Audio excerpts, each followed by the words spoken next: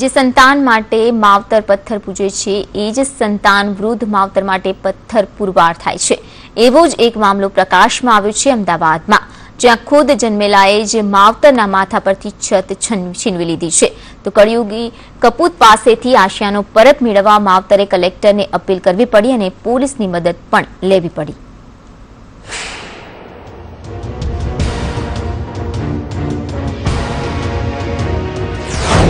જેના માટે પથ્થર પૂજ્યા એ જ નીકળ્યા પથ્થર। જન્મેલાએ છીનવ્યો માવતરનો આશિયાનો, મકાન પચાવવા મા બાપ પર ગુજાર્યો ત્રાસ। નિરાશ્રિત ઘરડાઓએ લીધો ઘરડા ઘરનો આશરો। અમદાવાદની ધના સુથાર પોળમાં રહેતા રમેશભાઈ માળી અને તેમના પત્ની ભગવતીબેનને તેમના ઘડપણની લાકડીનો જ ઘા વાગ્યો। एक समय रिलीफ रोड पर स्पीकरनी दुकान धरावता रमेशभाईने स्वास्थ्य संबंधी समस्या रहता तेमनो रोजगार ठप थई गयो। जे बाद पत्नीए नर्सिंगनी नौकरी करी घर संसार चलाव्यो। एकना एक पुत्रना लग्न कर्या, पण घरमां पगला मूकतानी साथे ज पुत्रवधुए रंग बतावी दीधो। मकान अने मिलकत पोताने नाम कराववाना दबाण साथे पुत्र कल्पेश अने पुत्रवधु सीमाए मावतर पर त्रास गुजारवानी शरूआत करी અને જન્મેલાએ જ જનેતાને ઘરડા ઘર પહોંચાડી દીધા। જે અમારી હાલત થઈ છે એ હું શબ્દોમાં નથી કહી શકતો। એ લોકોએ અમારી પાછળ અમને કેટલા હેરાન કર્યા છે। બીજી બાજુ એને એવું ધારી લીધું હતું કે હવે એ ક્યાંય બે જણા પતી જ આવે એટલે આ બધી પ્રોપર્ટી કરોડો રૂપિયાની પ્રોપર્ટી જે છે એ બધી મારી થઈ જાય અમારા। આશિયાનો પરત મેળવવા વૃદ્ધ દંપતીએ કલેક્ટરને કરી અરજી। जिला कलेक्टरना आदेश सामे कपूतनी आडोडाई। पोलीसे बळ प्रयोग करी वृद्ध दंपतीने अपाव्યું घर।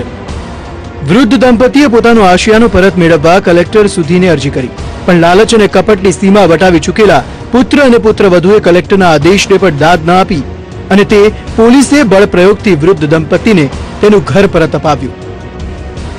એ લોકોને મકાન ખાલી કરી આપવાના, એટલે અમને અમારા મકાન ખાલી કરી આપે એવો એ લોકોને લેખિતમાં ચુકાદો આપી દીધો।